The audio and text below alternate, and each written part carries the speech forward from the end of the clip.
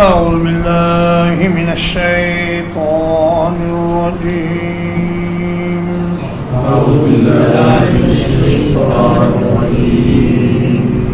وَلَقَدْ مَكَّنَّاهُمْ فِيمَا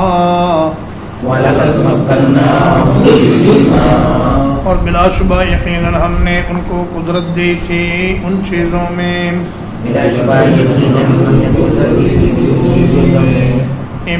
مَكَّنَّاكُمْ فِيهِ جن چیزوں میں تمہیں قدرت نہیں دی ہم نے وَجَعَلْنَا لَهُمْ سَمْعًا وَأَبْصَارًا وَأَفْئِدَةً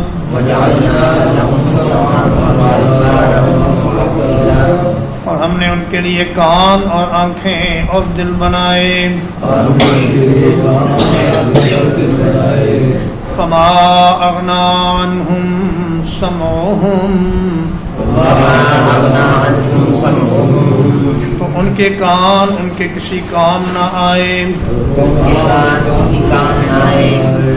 ولا ابصارهم اور نہ ان کی آنکھیں ولا افئدتهم اور نہ ان کے دل من شیء کچھ بھی اذ كانوا يجحدون بآیات اللہ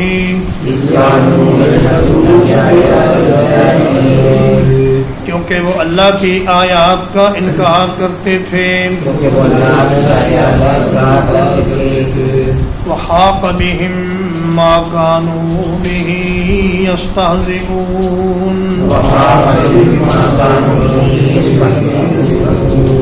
اور گھیر لیا انہیں اس چیز نے جس کا وہ مذاق اڑایا کرتے تھے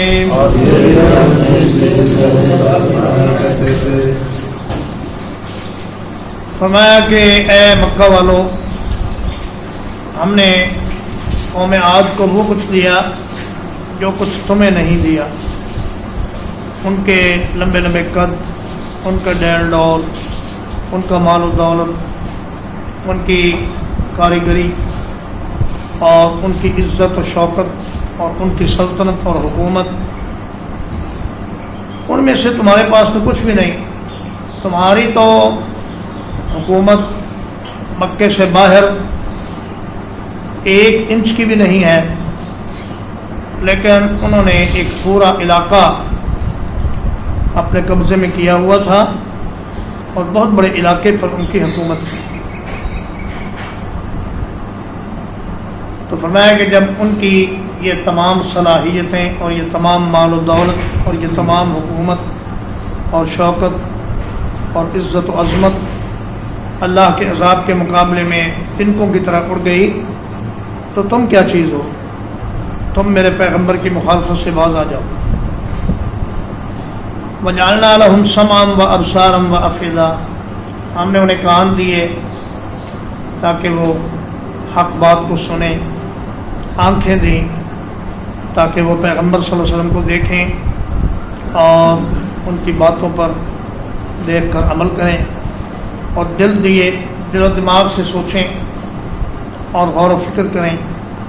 یہ 3 اعضاء انسان کے لیے علم و فہم کا ذریعہ ہے کان آنکھیں اور دل تو ان تینوں کو آدمی جہاں لگائے گا وہیں کا ہو کر رہ جاتا ہے اگر آپ اپنی آنکھوں کو اپنے کانوں کو بری چیزیں دیکھنے میں لگاتے ہیں تو پھر دل سے نیکی کا شوق اور آخرت کی فکر آہستہ آہستہ رخصت ہو جاتی ہے فرمایا وہ دنیا کے تو بڑے سیانے تھے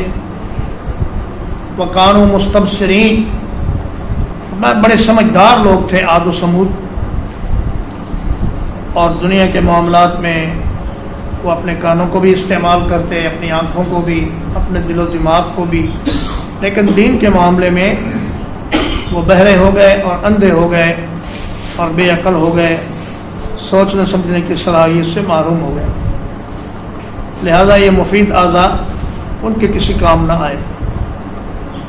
وجہ یہ بنی کہ اس قانو یجحدون بآیات اللہ، وہ جان بوجھ کر اللہ کی آیات کا انکار کرتے تھے۔ جہود کا معنی ہے حق معلوم ہو جانے کے بعد پھر اس کا انکار کرنا۔ وحاق بہم ما کانوا بہ یستہزئون، اور جس عذاب کا مذاق اڑاتے تھے، کہتے تھے بھائی وہ عذاب ہے کہاں، وہ آتا کیوں نہیں جس کا تم ہمیں ڈراوا دیتے ہو؟ تو فرمایا کہ جب وقت آئے گا تو وہی عذاب ان کو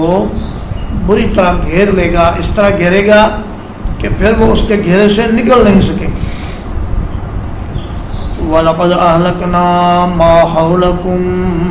مِنَ الْقُرَىٰ،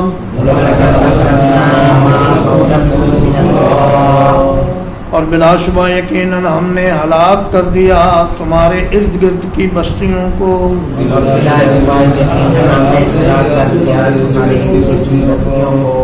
وَصَرَّفْنَا الْآيَاتِ، اور ہم نے اپنی آیات کو پھیر پھیر کر بیان کیا۔ لَعَلَّهُمْ يَرْجِعُونَ،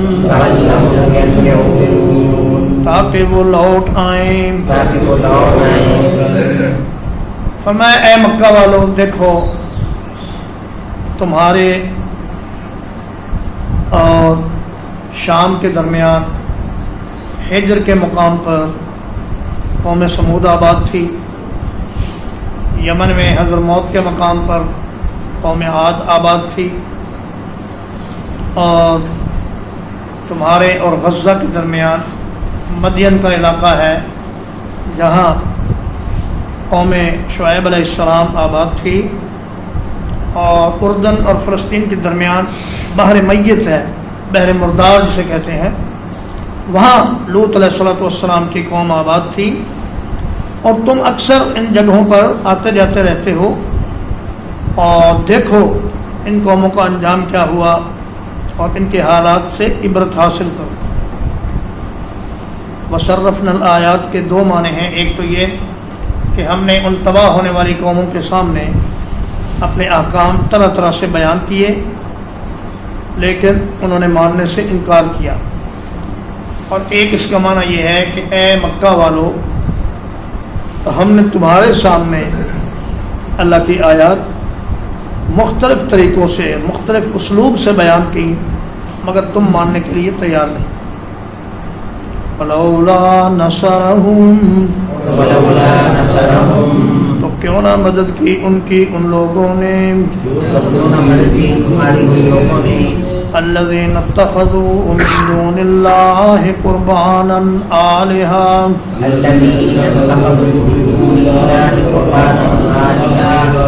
جنہیں انہوں نے اللہ کے سوا معبود بنا لیا تقرب حاصل کرنے کے لیے۔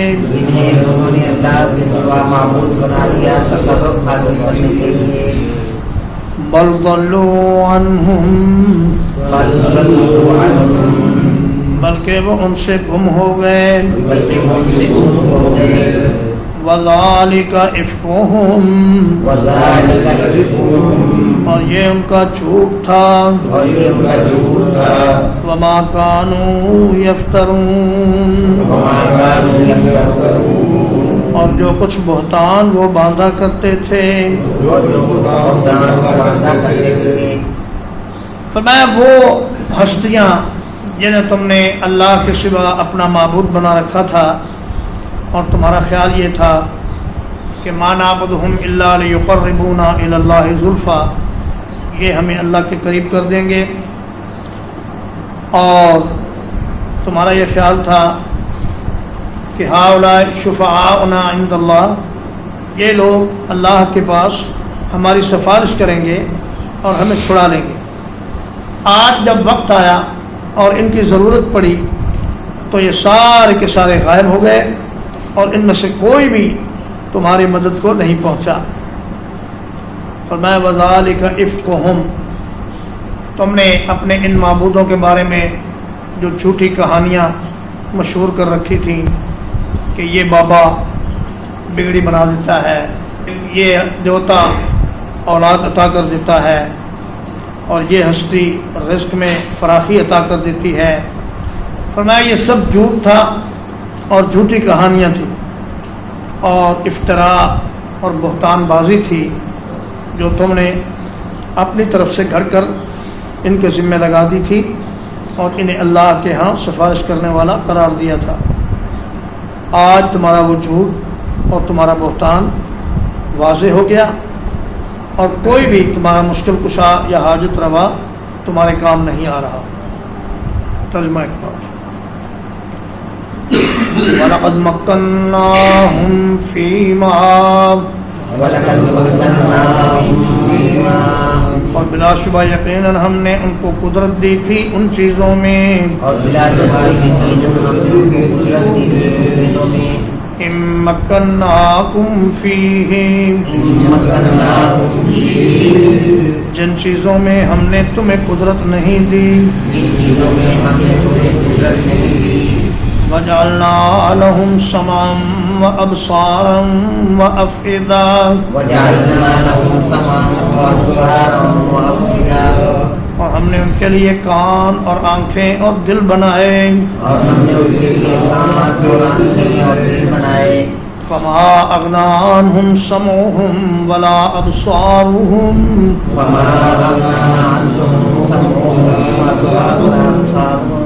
تو ان کے کسی کام نہ آئے ان کے کان اور ان کی آنکھیں ولا افئدتهم اور نہ ان کے دل من شیء کچھ بھی اذ كانوا يجحدون بآیات اللہ کیونکہ وہ اللہ کی آیات کا انکار کرتے تھے وحاق بهم ما كانوا به يستهزئون اور گھیر لیا انہیں اس چیز نے جس کا وہ مذاق اڑایا کرتے تھے وَلَقَدْ أَهْلَكْنَا مَا حَوْلَكُمْ مِنَ الْقُرَىٰ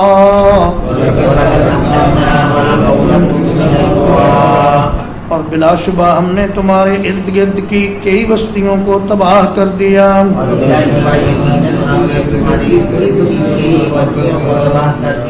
وَصَرَّفْنَا الْآيَاتِ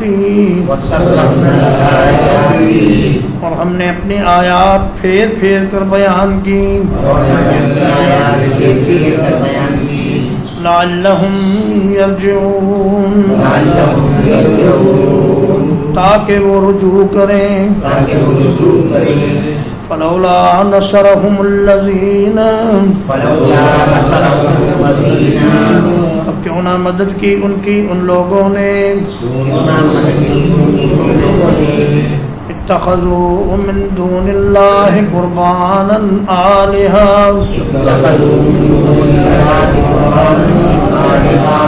جنہیں انہوں نے اللہ کو چھوڑ کر اپنے معبود بنا لیا تقرب حاصل کرنے کے لیے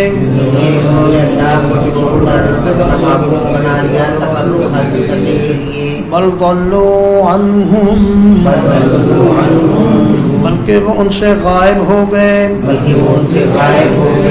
وَذَلِكَ إِفْكُهُمْ اور یہ سب ان کا جھوٹ تھا وَمَا كَانُوا يَفْتَرُونَ اور جو کچھ وہ بہتان باندھتے تھے وصلی اللہ علی نبینا محمد وآلہ وصحبہ اجمعین۔